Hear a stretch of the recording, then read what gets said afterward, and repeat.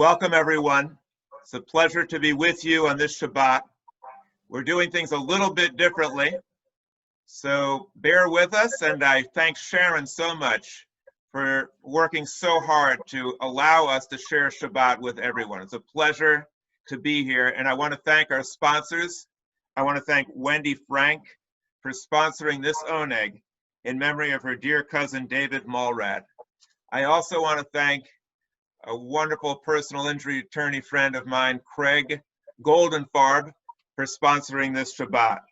And I'm going to turn it over to our wonderful cantorial soloist, to Andy Susman, to get things going with Shabbat Shalom. Shabbat Shalom, Shabbat Shalom, Shabbat, Shabbat, Shabbat, Shabbat Shalom, Shabbat Shalom, Shabbat Shalom, Shabbat, Shabbat, Shabbat, Shabbat Shalom.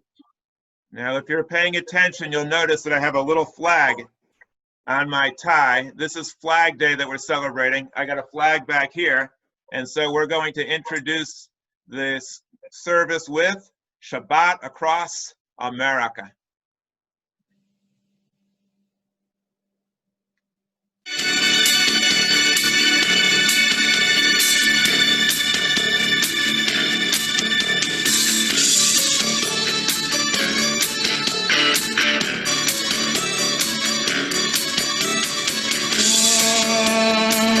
We've been traveling far for thousands of years, led by a six-pointed star. Free, now at last we are free to celebrate Shabbat with our family. Everywhere in every shul, Shabbat across America, in search of our soul's renewal. Shabbat's coming to America. Home now becomes a sacred place as our families we embrace. Sabbath lights burning warm from Orthodox to Reform. Our prophets' dream don't seem so far away as we envision a brand new day where all conflict will cease and the world is at peace.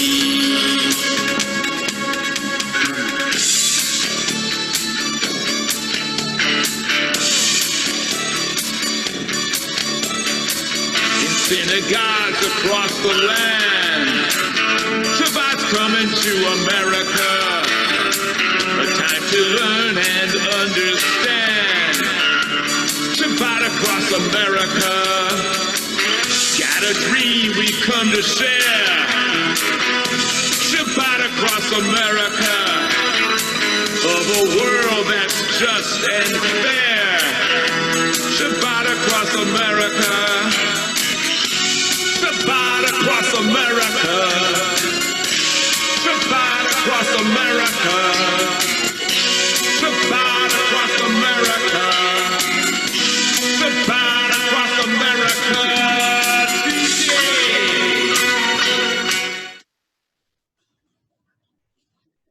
All right, thank you for putting up with my baritone. That was a lot of fun. And now we're going to continue with the candle blessing, led for us by a wonderful, wonderful person, a wonderful couple that I've had the pleasure of knowing, as well as their son and family, Nadine Herbst, who's there with Saul Herbst. Take it away. Good evening, everybody.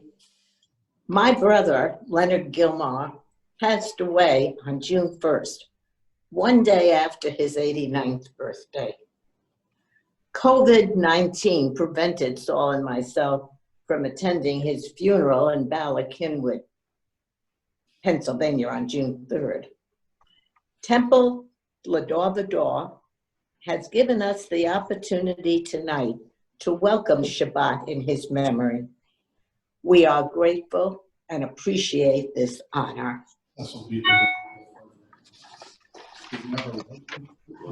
Yes. Going into your face.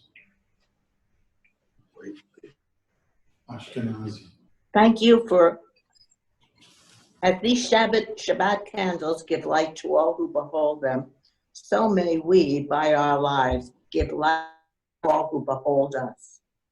As their brightness reminds us of the generations of Israel who have kindled light, so may we in our own day, those who kindle light.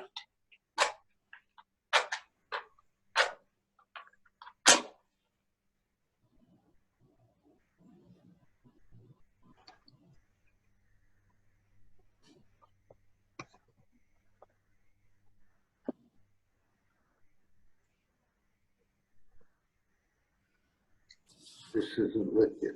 Yes, it is. I just put it on the plate.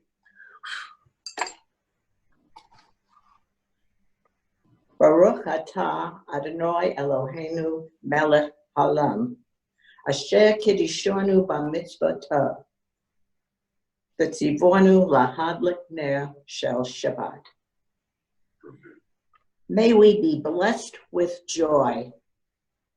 May we be blessed with light. May we be blessed with peace. Shabbat Shalom. Shabbat Shalom. Our Cantorial soloist Rose will now lead us in the singing of the candle blessing. Baruch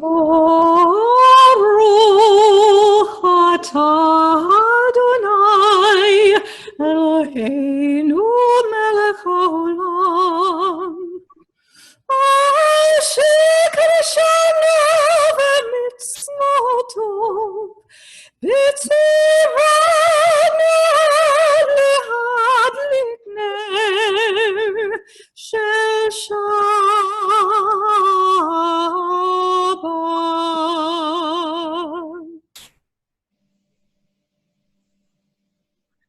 I am sharing Wendy Frank's words about her cousin David Mulrad, who passed away on May 22nd after suffering 8 weeks with COVID-19. Wendy is sponsoring this Shabbat service in his memory. My cousin David, age 67, was an incredible guy. He did not deserve to suffer for 8 weeks with coronavirus on a ventilator. He wasn't school smart, left college after a year, but became very successful in the real estate business on Miami Beach. He bought small, old buildings of 12 apartments and rented them to many immigrants, even when some couldn't even pay their rent. He was very philanthropic, but also gave time to the community.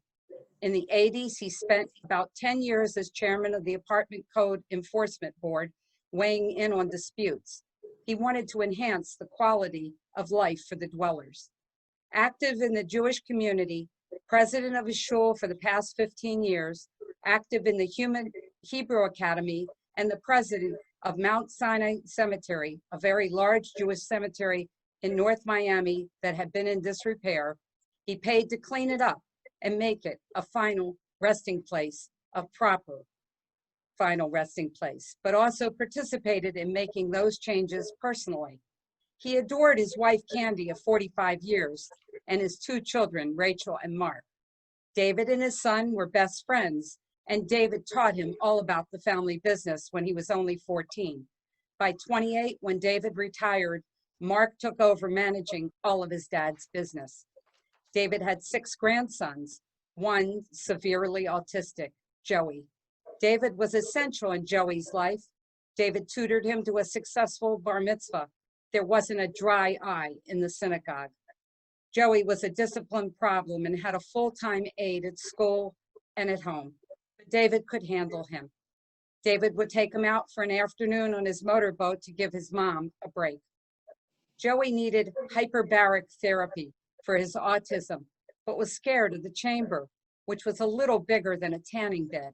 David, who was highly claustrophobic, would go into the chamber with him. His daughter, Rachel, became a hospital administrator and was so emotional at the funeral, apologizing because she couldn't save her dad. Although she had gotten him life-saving treatments a month before any of us saw them on the news.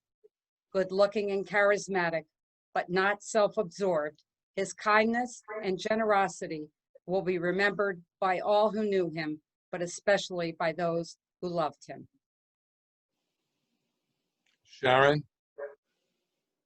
Sharon, Yes? you disabled my screen sharing.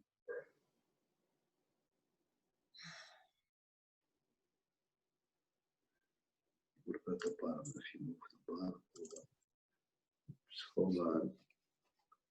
Who's that? That's the picture of the guy that died.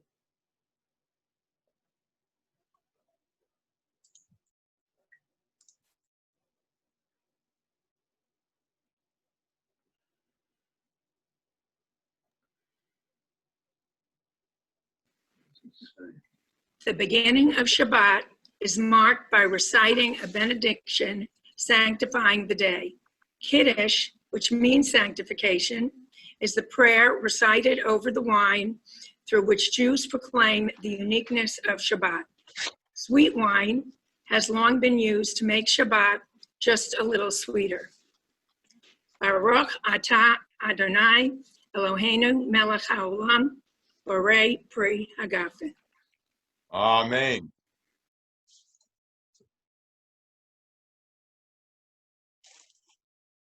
Shabbat Shalom. Shabbat Shalom. Baruch atah Adonai, Eloheinu melech haolam, borei pri hagafen. Amen. Baruch atah Adonai Eloheinu melech haolam, asher kitshanu b'mitzvotav v'ratzavanu, v'shabbat kadosha, v'yahavahu b'ratzonin hilanu, zikaron lema'aseh b'reishit, ki hu yom techila lemikra'e kodesh, zecher letziyat mimitzrayim. Kivanu bacharta viltanu kidashta mikol ho'amim v'shabbat kadshecha v'yahava uvratzon inhaltanu. Baruch atah Adonai mikadesh HaShabbat.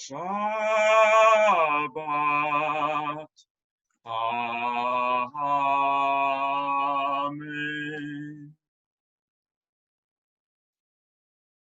Now, you might not know this. Our ancestors apparently did. Wine is very good to fight off a virus. A little bit of wine, especially on Shabbat, it has even better restorative value.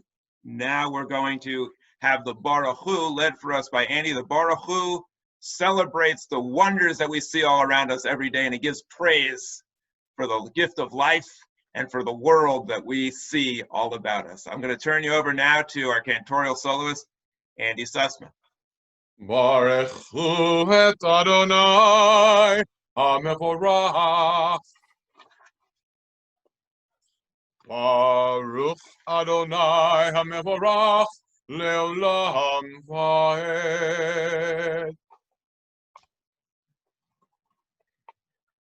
Now we're going to continue with the Ma'ariv Aravim.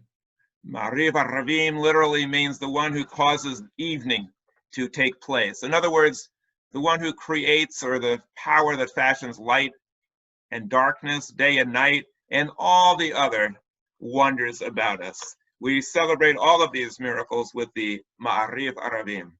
Baruch atah Adonai Eloheinu melech haolam, asher bidvaro Ma'ariv Aravim. בחכמה פותח שערים, ובתבונה משנה עתים, מחליף את הזמנים, מסדר את הכוכבים במשמרותיהם, ברקיע כרצונו.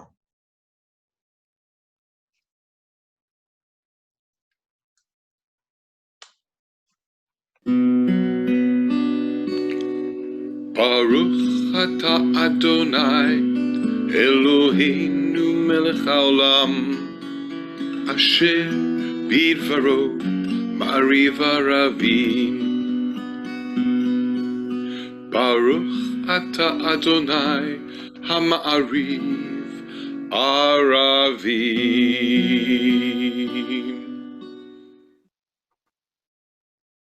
I want to thank Andy for his beautiful singing and also for creating that wonderful graphic to really demonstrate what this prayer is all about.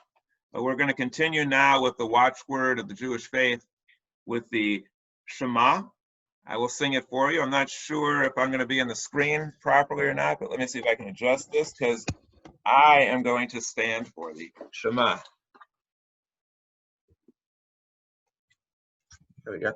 Shema Yisrael Adonai Eloheinu Adonai Echad. Shema Yisrael Adonai Eloheinu Adonai Echad. Shema Yisrael Adonai Eloheinu Adonai Echad. Shema Yisrael Adonai Eloheinu Adonai Echad. Baruch Shem Kevod Malchuto Leholam Voed. Baruch Shem Kevod Malchuto Leholam Voed. Now the Shema is particularly important because in our country today, we are seeing that people all across the land are recognizing that blacks and whites, young and old, we are all one. And that's the point of the Shema. We now continue with the V'ahavta. Ve'ahavta et Adonai Elohecha b'chol levavcha u'v'chol nafshecha u'v'chol me'odecha v'hayu hadavarim ha'ele asher anochi mitzavecha hayom al levavecha v'shinantam levanecha v'dibartavam v'shivtecha b'beitecha uvlechtecha b'derech uv'shachbecha uv'kumecha uv'kshartam le'ot al yadecha v'hayu letotofot bein einecha וכתבתם על מזוזות ביתך ובשעריך למען תזכרו ועשיתם את כל מצוותיי והייתם קדושים לאלוהיכם אני אדוני אלוהיכם אשר הוצאתי אתכם מארץ מצרים להיות לכם לאלוהים אני אדוני אלוהיכם, אדוני אלוהיכם אמת.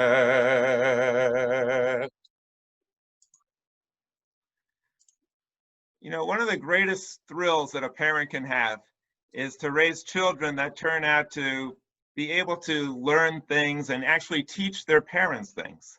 And so it is that I really love science, and my sons also love science. And the other day, Ari came to me and was teaching me things about science that I never heard of before. And he's learning so much. And it really is a thrill as a parent to be taught things by your children.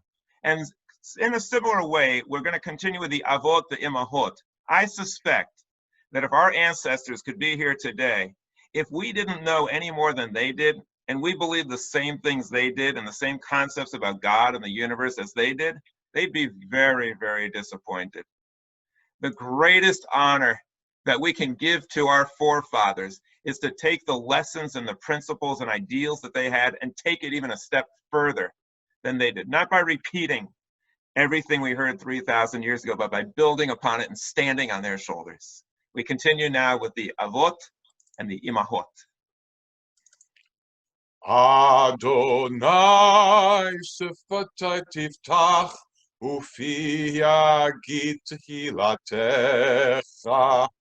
Adonai, open my lips, that my mouth may declare your praise. Baruch atah Adonai, Eloheinu, Elohei Avotenu v'imotenu, Elohei Abraham, Elohei Yitzchak, Elohei Yaakov, Elohei Sarah, Elohei Rivka, Elohei Rachel, Elohei Leah, Ha'el Hagadol, Hagibor V'Hanora, El Elyon, Gomel Chasadim Tovim, Vekonei Hakol, Vezocher Chashtei Avot Ve'imahot, Umevi Geula Livnei V'neihem, Leman Shemo Be'ahava, Melech Ozer U'Moshia U'Magen, Baruch Atah Adonai, Magen Avraham Ve'ezrat Sarah. And the Jewish people are really into peace. We say peace for hi, how are you doing? Hello, goodbye. Ma shlomcha, how are you? It has the word peace. So we're going to continue now with one of the major themes and goals of Shabbat, Shalom. So let us continue with Shalom Rav. Rav means a lot. So we're hoping for a lot of peace to help get through these turbulent times. Shalom Rav.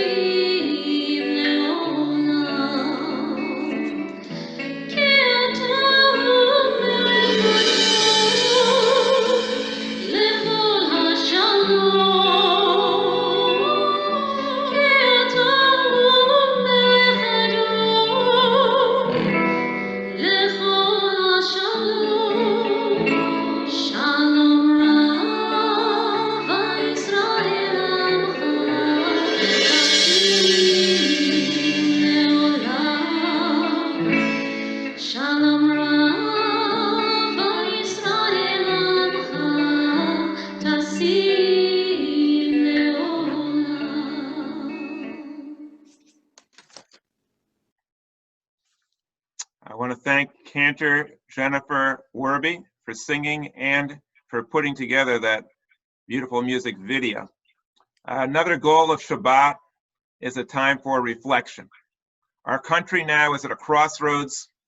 People are not sure what's going to happen next, but one thing seems pretty sure. We're in for some exciting changes. Hopefully they will be for the better, and that's why we gather here on Shabbat. Our prayer is that we can collectively come up with some great paths for the future based on Jewish ideals, and also that we can use this time that we're on our own in our house, in isolation, for reflection. Do not waste this time. This time is very valuable, offers us a chance for reflection. And to get a little sampling of that, we enter into a few moments of silent meditation.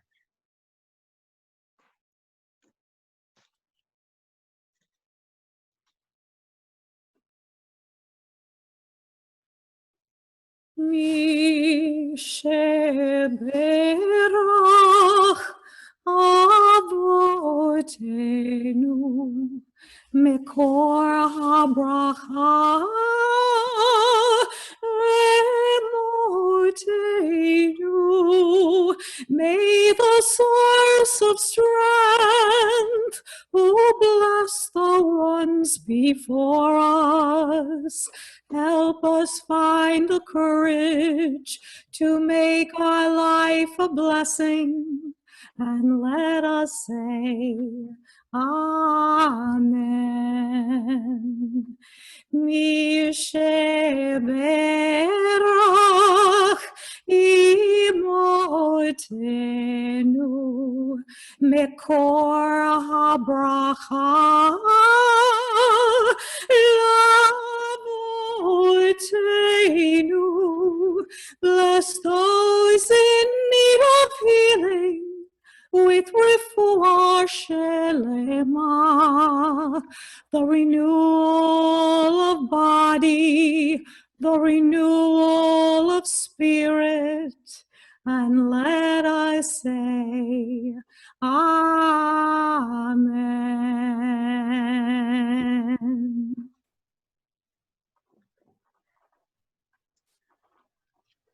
Well, you know, we're learning a lot of new things these days. One of the things I learned by this new Zoom experience, I get to watch myself. I learned I could use a haircut. Unfortunately, I'm not really able to get one yet because it's not quite safe. So I figured I'll let my hair grow a little longer and wait till it's safe.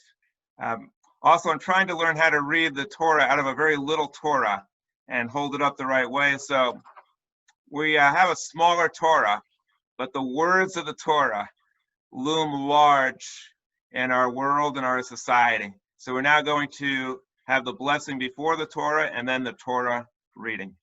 Baruch hu et Adonai hamavarach.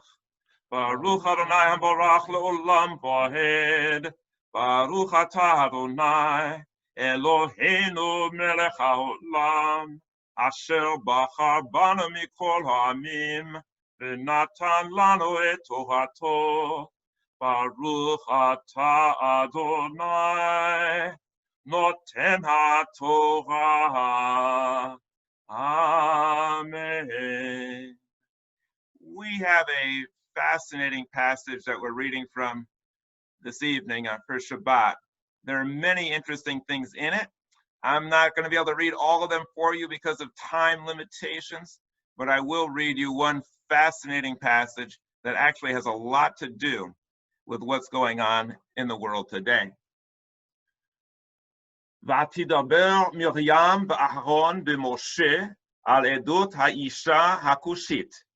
And Miriam and Aaron began to speak against Moses because of the Cushite woman that was his wife. Ki isha kushit lakach, because he took for a wife a dark-skinned Cushite woman. Vayomhu hachak ach b'Moshe diber Adonai.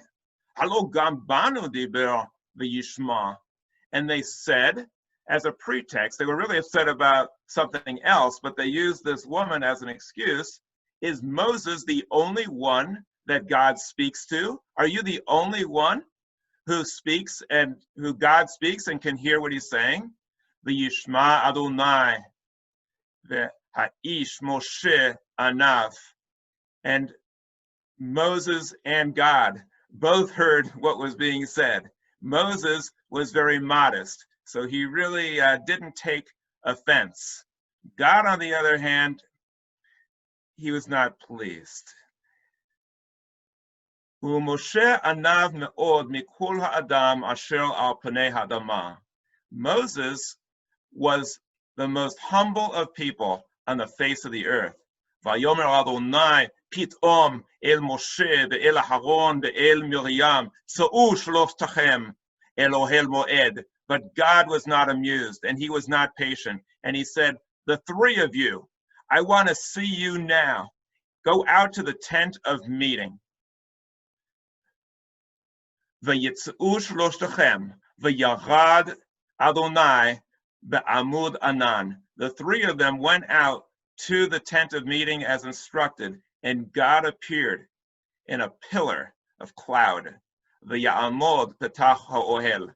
Now this goes back to the anthropomorphic views of God, visioning him as human-like in the early stages of our understanding of this creative power, because it says, and God stood at the tent of meeting. And the word stood, amad, is related to amod, the pillar. He's standing there by the tent of meeting. Vayikra Aharon and Miriam, Yatsu Shnehem, and he called out to Miriam and to Aaron, Vayomer, Shem'u na dvarei im Adonai, Nevi'achem, Adonai b'mar'eh, alav, et vada b'chalom, adaber bo lo ben avdi Moshe.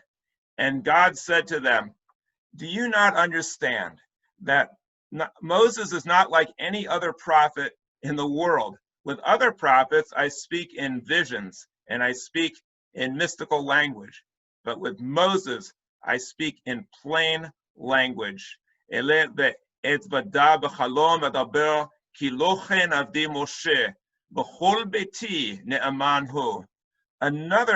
anthropomorphic reference, he's saying to Aaron and Miriam, Moses is someone who is honored in my household. implying that there are other gods or other deities that all honor him the same. Pe el pe adaber b'meri'eh velo b'dichot u'tmunat Adonai yabit.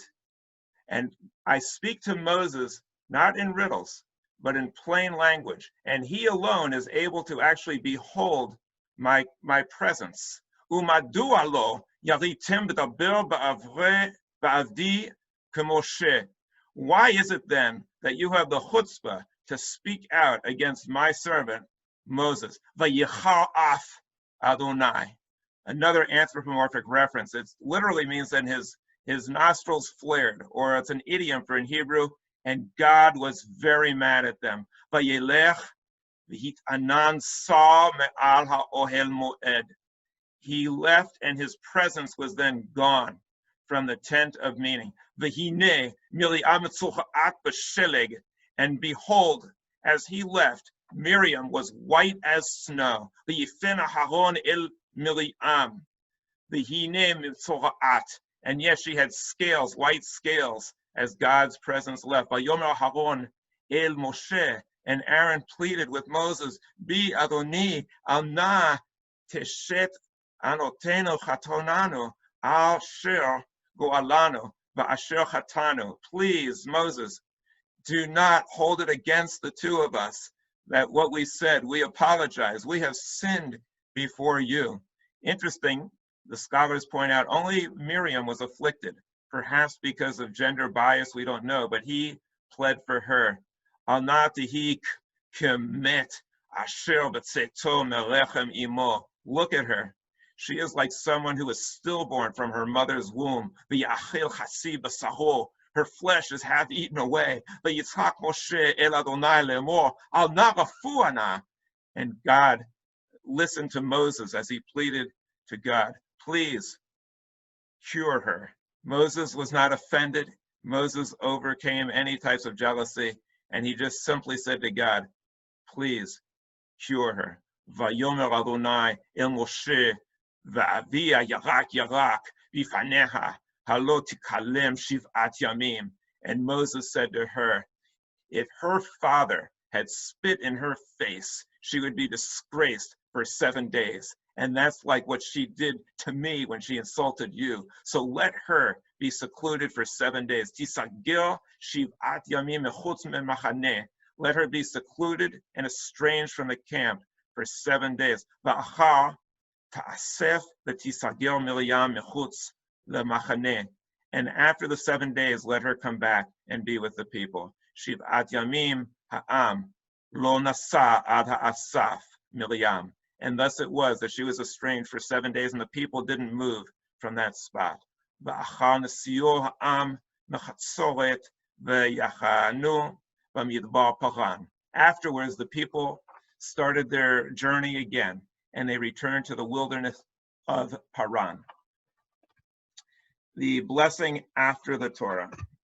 Baruch atah Adonai Eloheinu melech haolam asher natan lanu torat emet v'chai olam nata b'tochenu.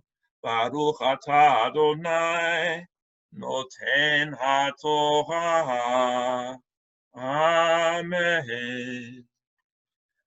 Now, my friends, I'd like to share a few thoughts about the Torah reading. There was once a man who was on his deathbed, and the priest came to him and said, you must denounce Satan before you die. And the man hesitated and said, no, I'm not really ready to do that. And the priest said, what are you talking about? You must denounce Satan before you die.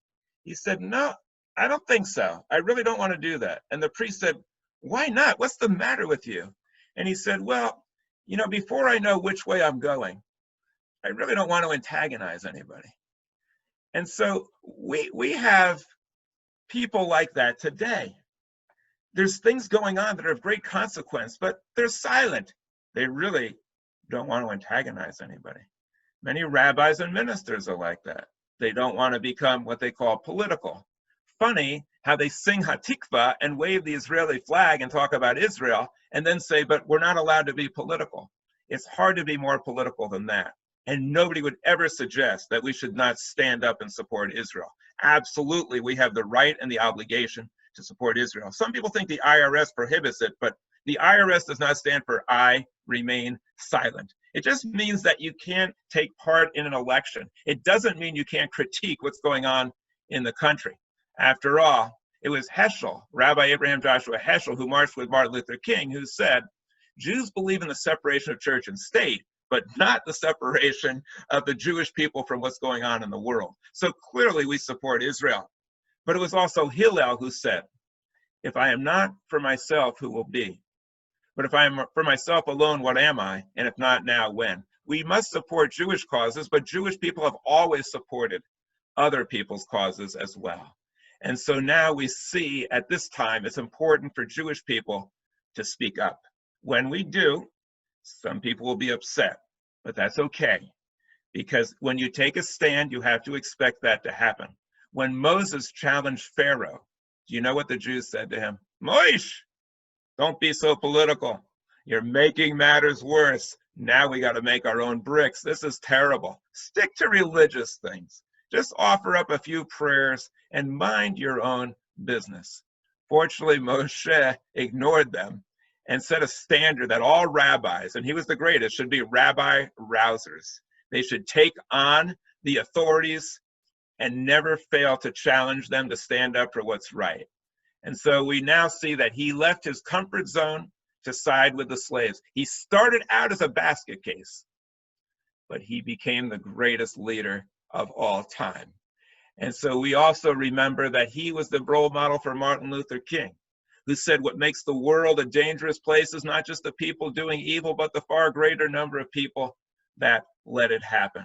From his jail cell in Birmingham, he said, we cannot wait. We must take a stand now. When we do take a stand, it's risky. Some people don't like it. Some people will challenge you. And people have told me and many others, don't say anything about what's going on. You're just going to lose members. People are going to get mad on one side or the other, and you'll lose a member. I consider members of the congregation to be like members of the family. But even still, as dear as members of the congregation are, I would rather lose a member than lose our message. I would rather lose a worshiper than lose our way. And I would rather lose a parishioner than lose our purpose. We must stand for something or we fall for anything. And I will also quote one of the greatest leaders of all who also marched with Martin Luther King, Rabbi Joachim Prinz, who fled Berlin. And he said this, when I was a rabbi in Berlin under the Hitler regime, I learned many things. And under those tragic circumstances, I also learned that bigotry and hatred are not the most urgent problems. The most urgent, the most disgraceful, the most shameful, and the most tragic problem is silence. A great people and a great civilization, the German people, have become a nation of onlookers. And then he came here and said, America must not be a nation of onlookers. America must not remain silent, not merely for Black America, not merely for the Negro, but for all America. We must speak up and act, for if we do not condemn oppression and racism from the president on down, then we have disgraced America and failed to live up to her highest ideals. The time has come for us to work together, Black and white, young and old, Christian and Jew, in order to establish a glorious, morally renewed and united America. And it was Victor Hugo who said, more powerful than all the armies on earth is an idea whose time has come. Yes, Joachim Prinz said the time has come to stand together. And we are seeing that across the nation. People all over the nation are saying that the time has come for us to stand together, an era of freedom. The winds of change are blowing across the land. People of all backgrounds are doing wonderful things, helping to rebuild, helping those in need, being spiritual first responders in order to spread joy and love even faster than the coronavirus can spread its lethal effects. And so let us imbibe deeply from this era of freedom. And let us remember that more powerful than any army is an idea whose time has come. Because right now, history is being written. And the time has come for us to take a stand. Will we write a chapter in that history? Will we be part of that chapter? Or will our page be blank? Will our page just be filled up with what restaurant we went to? Or what movie we saw? Or will we take part in writing history? My friend, the time has come for us to go out and choose leaders that bring out the best in us, not leaders who bring out the beast in us. When Corey Jones was tragically murdered here in Palm Beach County by a white police officer, Bishop Banks, his grandfather, and their family came forward and said to the community, we don't want outside agitators getting involved. We don't want violence. We don't want anything other than peace and justice and reconciliation. And they went, and the two of us worked together. He asked me to represent the family in court and in the community. And we established great changes. There was change of policy in the police department, convictions for the officers, and discussion in a peaceful way. That's what we need. No bricks, no anger, no fighting, no anti-Semitic movements. We need peace, and we need to make changes. The time has come, my friends, for unity in the community. The time has come for us to show immunity from hate. The time has come for us to show that no police officer has impunity in our community. The time has come for us to quarantine hate and to end the silence and to love one another. The time has come to welcome and embrace science as our great savior and to deny anyone who rejects science. And the time has come to choose leaders that embrace science and will not call the coronavirus a hoax, will not call climate change a hoax, will not deny science, will work with scientific community and people of all religions to create a better world. The time has come to put on our protective gear of love and spiritual reflection. And the time has come for all religions to abandon the afterlife apartheid in which they preach that our people go to heaven and nobody else does, and that God loves us and doesn't like you, that we're blessed and you're punished. The time has come to reject this spiritual apartheid of the afterlife, because it only leads to spiritual apartheid in this life. The time has come to recognize the truth of this incredible passage in which God rejects racism and says to Miriam, you like white? I'll show you white, and punished her for her racism. The time has come to recognize that Moses intermarried, not only intermarried, married someone who is dark-skinned. And for all those Jewish people who say you can't marry outside the faith, you are violating the law of Moses. Let them recognize what the law of Moses really is. It's embracing all people as one and showing that the bond of love extends to all people. And in the Torah, it actually has a very interesting gematria. You see, a beautiful sight, Yafat Mar'eh, is the same numerical equivalent as Cushite, which means a dark-skinned woman.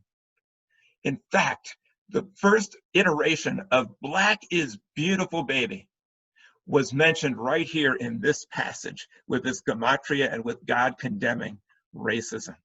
The time has come, my friends, for politicians to recognize that even though you may not think that Black lives matter, they do. And not only that, Black votes matter. And you're going to find that out the hard way if you're on the wrong side of history. Not only Black votes, but all votes matter. Let us all go out and vote, and let us encourage other people to do so and cherish this wonderful democracy. The time has come to recognize that Martin Luther King worked hand in hand with the Jewish people and said that Zionism is the best form of freedom for all people, that Zionism is a blessing, and reject any groups within any movement that reject Zionism and that embrace anti-Semitism. Martin Luther King had absolutely no tolerance for it, and we should not either. The time has come to realize that this issue is not quite as clear as black and white as some people think. For in reality, there are no Black people and there are no white people. We are all different shades of brown. We are all one family. Science and religion tells us that. And my friends, we are all African Americans if you go back far enough. Every human being emerged out of Africa. Yes, we celebrate African culture, but we also realize that blacks and browns and every color and every group and every race, they are our brothers and our sisters. It's also the time has come to stop using the Torah and the Bible as a prop. We saw our president hold up the Torah like a prop. The Torah is not a prop. It's a guide for proper conduct. The Torah is not a prop. It's a guide to propagate love and joy and friendship. The Torah is not a prop. It should propel us towards ethical behavior and higher standards. It is appropriate, though, that he did hold the Torah and the Bible upside down, because he has tried to turn Jewish ideals on their head, and Christian principles have turned upside down. For the person in Christian scripture that they emulate considered that it was easier for a camel to get through the eye of a needle than a rich person to get into heaven. He turned the other cheek. He didn't respond with an angry tweet. He loved the poor. And in fact, the Bible that he held in his hand says these words, V'ahavta et hagir kamocha, love the immigrant as yourself. I'm hoping that the people in power will recognize what the Torah really says. We are now writing a new chapter, and we will determine in a democracy, some are guilty, but all are responsible. We will determine in what direction we're going to go. On the 72nd anniversary of D-Day, I hope we will demonstrate the courage and valor of those people at D-Day. We will be determined, decisive, deliberate, and we will be devoted to the American ideals. On Flag Day, we remember that this flag stands for protest. This country was founded on protest. This country was founded on the expansion of freedom. And we have as a motto, E pluribus unum. And the last four letters of American are I can. My friends, I am getting close to the conclusion. I know a lot of people are going to be happy about that. And I do apologize if I went on too long, but this is, to me, an historic occasion. It's a memorable occasion. We are now at the winds of change and able to make a difference. And I'm going to do something that you've probably never seen a rabbi do before. And I'm not sure if you can see me right now, but you will see me do something that rabbis do not do. Rabbis do not kneel.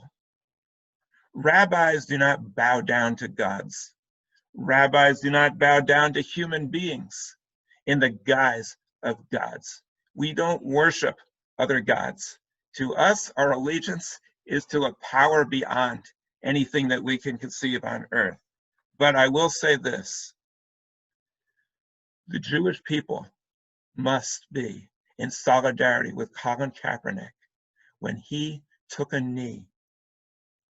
Because if we had listened to him, and instead of rejecting him, if our leaders had embraced his call for change, I would say to you that George Floyd would be alive today, and so many others would be alive today, and all the violence that we saw would not have happened.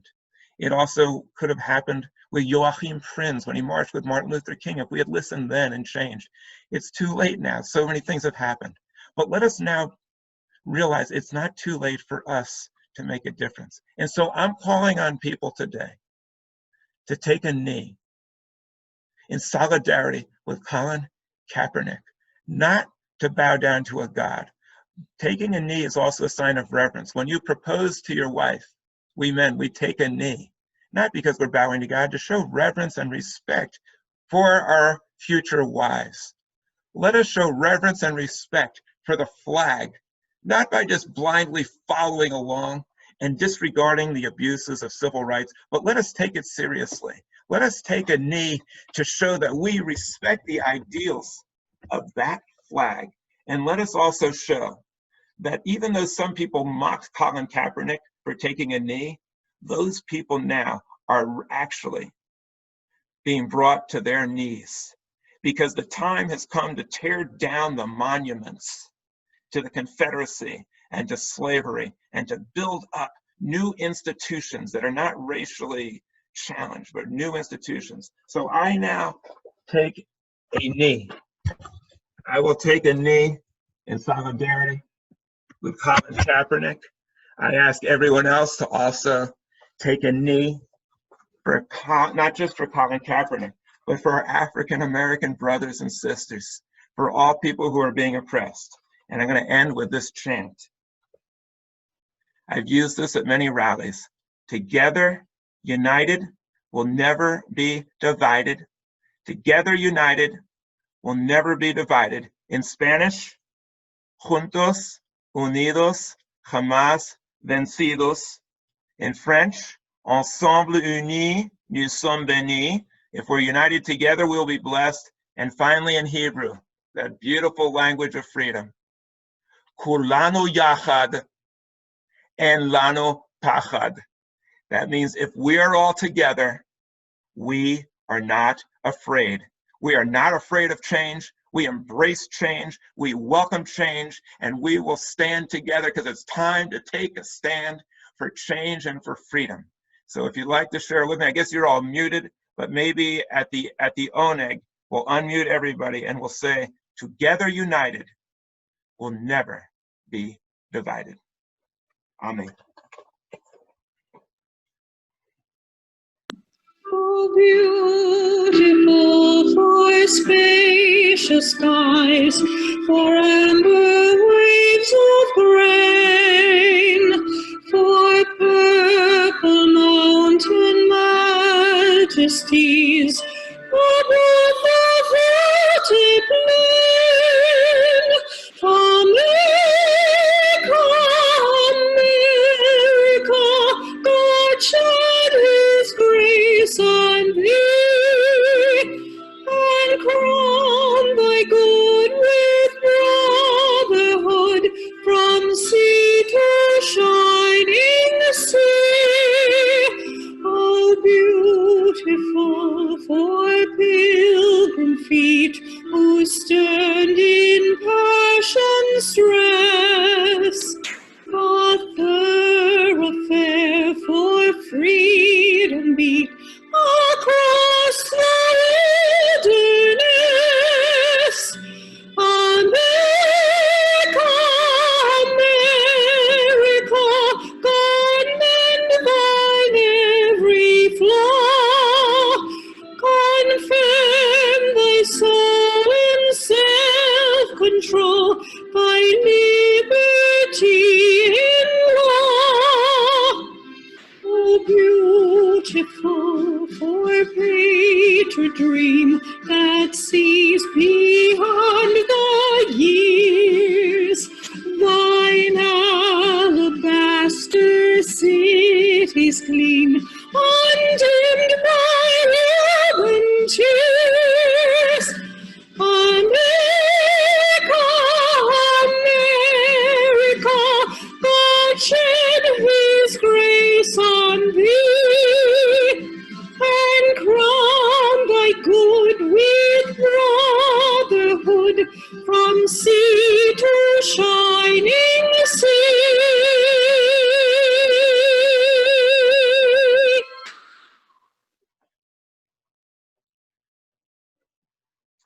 Thank you very much, Rose, for that beautiful rendition of America the Beautiful. And I really thank you also, Sharon, for putting all this together, and all the other participants. We're now going to continue with Andy, Cantorial soloist Andy Susman, who will lead us in the Aleinu and B'Ne'emar.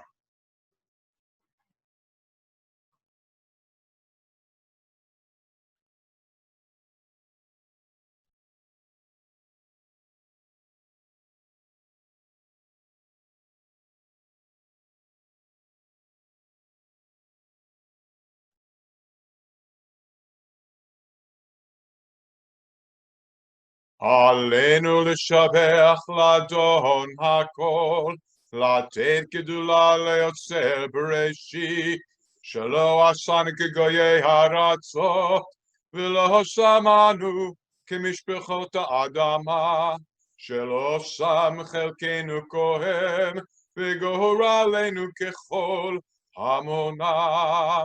ואנחנו קוראים, ומשתחווים ומודים, לפני מלך מלכי המלכים, הקדוש ברוך הוא.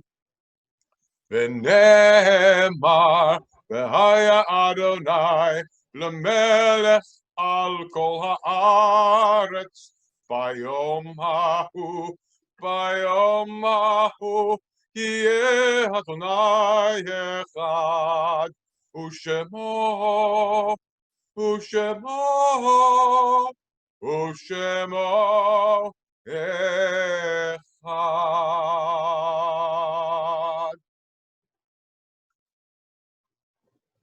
Thank you so much. We're going to continue with the Kaddish. Before we recite the Kaddish, we are saddened by the loss of so many people now to the coronavirus. And it's just tragic what is going on throughout the world. It'll be even more tragic if after these heavy losses, we learn absolutely nothing from this experience.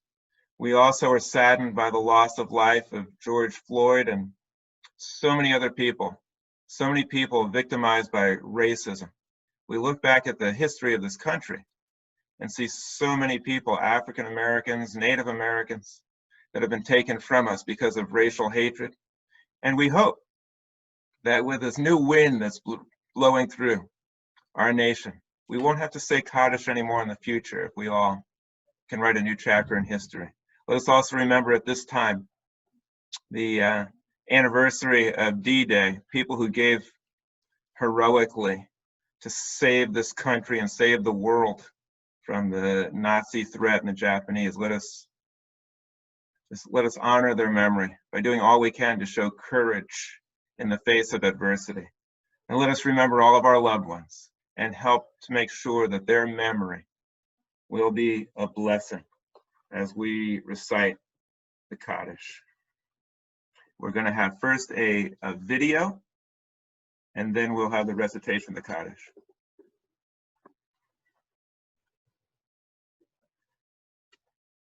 Yitgadal v'yitkadash shemei Rabbah.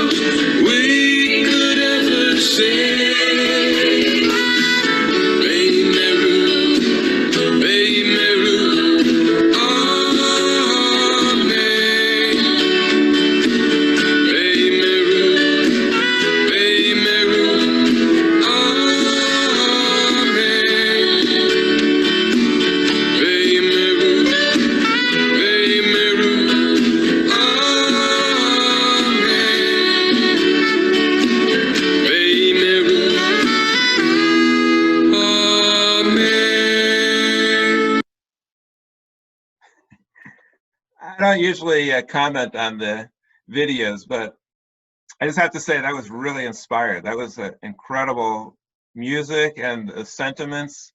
And at the end, it's got the sign of infinity, which is really quite remarkable. I really thank Cantorial Soloist Andy Susman for putting that together. And you might think it has nothing to do with the Kaddish. It's got all these things about life, and that's all the Kaddish is about. It doesn't mention a word about death at all. It just celebrates and uses many adjectives: glorious, magnificent, awe-inspiring, amazing, sanctified, this power of life. So as we read the Kaddish and we lament the passing of our loved ones, let us also just remember how incredible life is and recognize that every day we have, it's a great blessing. Let us never, ever take it for granted. Yiskedal, Yiskedash Shemerabah, V'yalmad Yivrach Ruseh V'yamnich Machuseh, V'chayachon V'yomechon, Uv'chayed V'chol Beis Yisrael, V'agalah B'zman Kariv Yimru Amen. Yehei Shemei Rabah Mivorach Olam Umei Umaya. Yisborach, Yistabach, Yispoar, Yishomam, Yisnaseh. Yisadar, Yishalev, Yishalal, Shemer, Kudeshah, Berichum. Le'elam Enko, Berchosa, Vishirasa. Tush Bechasa, Venechemasa. The Amiron, V'yalma, V'yimru Amen. Yehei Shlom Rabba Min Shmaya, V'chayim. Aleinu V'yakol Yisrael, V'yimru Amen. Useh Shalom V'yimromav. Hu Ya'aseh Shalom Aleinu. V'yakol Yisrael. V'yimru Amen. May the source of peace and comfort bring peace and comfort to all those who mourn, and let us also be a source of peace and comfort for those who are grieving. And let us say, Amen. Now it's time for the final benediction. Benediction, it's a couple Latin phrases. Benediction means a good saying or a bracha. So we're going to end with a bracha. I want to follow along the same theme. Let us remember what Anne Frank said, how wonderful it is that we don't have to wait another day in order to help make this world a better place. Let us recognize, my friends, that we are alive at an auspicious time when change is in the air. And let us celebrate the fact that as Americans, on Flag Day, we have the ability and the pleasure of helping to write a new chapter in history. And as Jews, we can help make that arc bend towards justice, kindness, and love. Let us be powerful forces for good. Let us join with other Jews, with other Americans, with African Americans, with people across the board, young and old, who are coming forward now.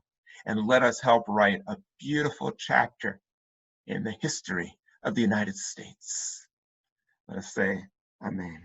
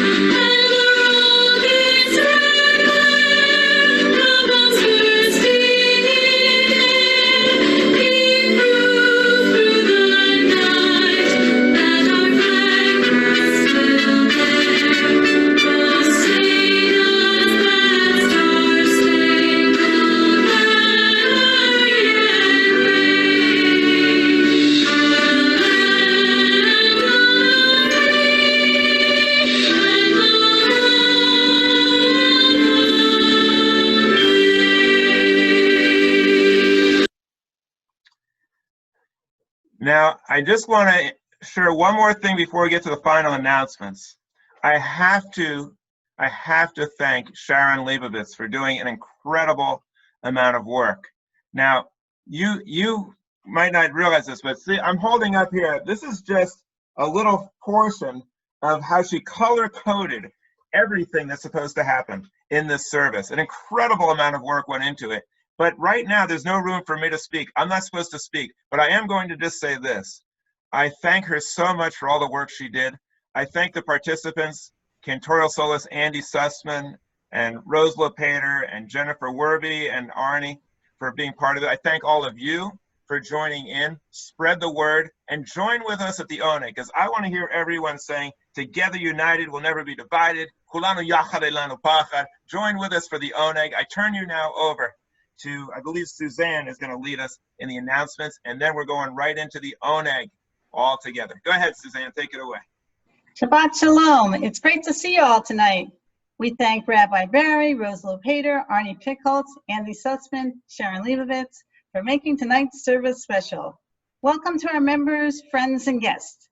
We thank all of our members who have recently renewed and our newest members for supporting Va-Dor Va-Dor. We have a membership special with a discount per person if paid in full, extended to June 30th. We also have virtual memberships available for those who are not in our local area. We invite you to be a sponsor of one of our Shabbat services. You can contact our office for more information.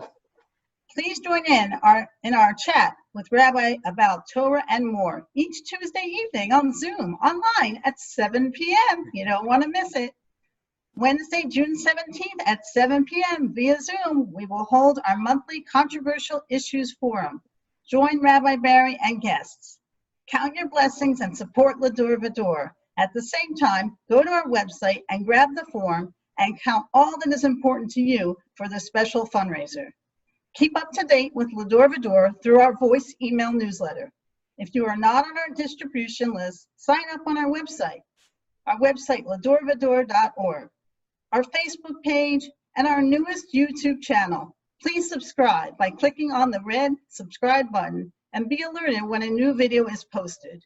You can go to the youtube.com and type in Congregation Va-Dor Va-Dor to find it.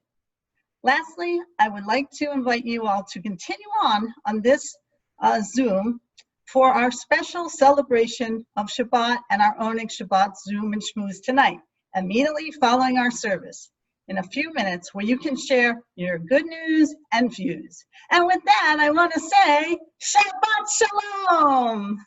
Now, I have the great pleasure of introducing, hold on, I'll wait.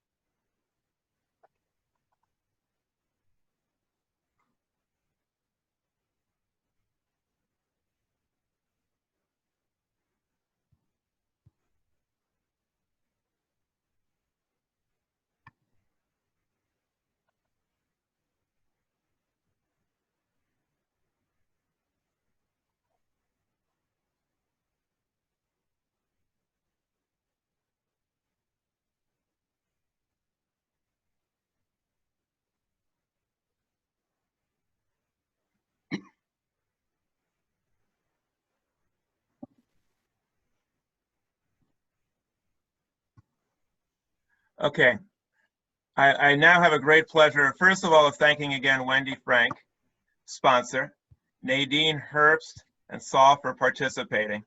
And now it's a really great pleasure for me to introduce you to someone really amazing. He's a good friend of mine. I met him a while back, and he's an attorney. Many of you know I'm an attorney. And when something was going on in the community where we needed help, and we needed support, it was kind of controversial. I asked him, would you get involved?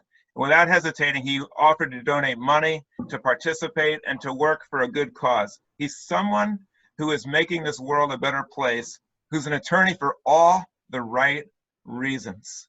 We need more attorneys like that. And I'm thrilled to have him as a sponsor. This is the first time he's coming on. You'll hear from him more later, but I wanted him to share some words with us, because he really is someone that I admire and respect. And I'm thrilled to have him as a sponsor. And I want everyone to know also this. We love to hear from you. You can express any view you want, any position you want, as long as you do it in a friendly way, it's all good. All right, because we believe in expressing different views. This controversial issue series is going to be amazing. I have a friend who's an activist, a pastor, an African-American pastor who used to be a drug addict and drug dealer.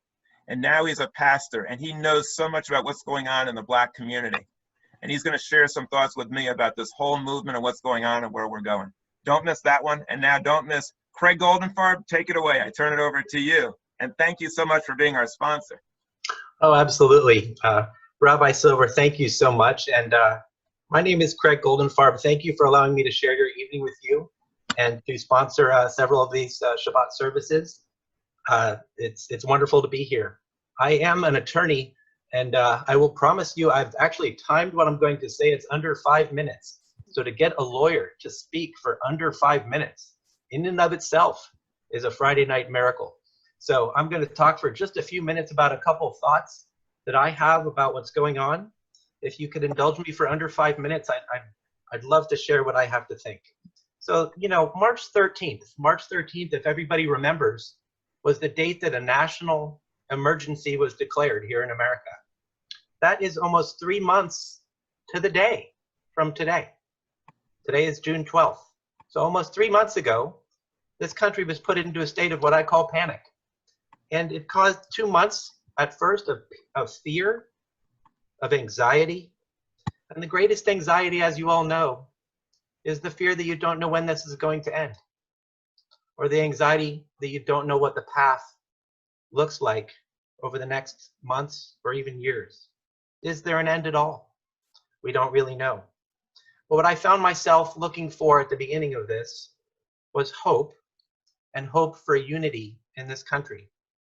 You know, sadly, it was a unity that didn't seem to come too easily. Masks have become a symbol of the lack of unity.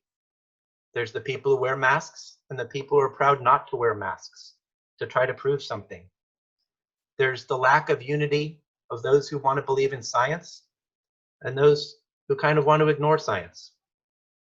There's the people who agree with being locked down for safety, and then there's those who really want to pursue their freedom to go wherever they want.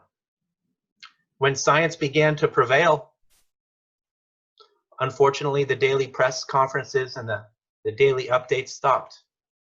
The lack of unity continued. Again, I found myself yearning for unity in this country that didn't come. Then May 25th happened. May 25th, George Floyd, murdered for no reason. I found myself again looking for unity in this country. And sadly, I was disappointed. Some people say that what happened next was peaceful protests. Some people say what happened next was angry riots. Again, a lack of unity in the country. Some people say that our president hid in his bunker. Some people say that our president was strong by using the federal police force to clear the streets so he could go take a walk for a photo opportunity at a church. Again, I found myself looking for unity. In the last week or two, it's been the lack of unity of defund the police versus reform our cultural institutions. So it's interesting, I thought what I do for a living. You know, like Rabbi Silver, I'm an attorney. And as an attorney, we're naturally placed in an adversarial position to the other side. But what I realized today, in thinking of preparing for what I was going to say, was that in my system, in the justice system, we're all working towards unity. We're working towards resolution. And the common ground we're looking for is resolution. The type of law I do is personal injury. I actually protect people against insurance companies. That's what I view for what I do for a living, is I protect people against having their rights taken away by insurance companies. Yet even in my adversarial system, both sides are looking for unity and resolution. So I take some solace in the fact that at least in one of the institutions in this country, the justice system, we are looking for common ground. We are looking for unity that I've been seeking. And I take comfort in the fact that at least that system still exists, and that there is a system where we're looking for unity. So what I ask is for us not to give up hope, because we do share a common ground. I hope the common ground that we share in this country is the common ground of tolerance and love and respect that both sides of the aisle really should agree with.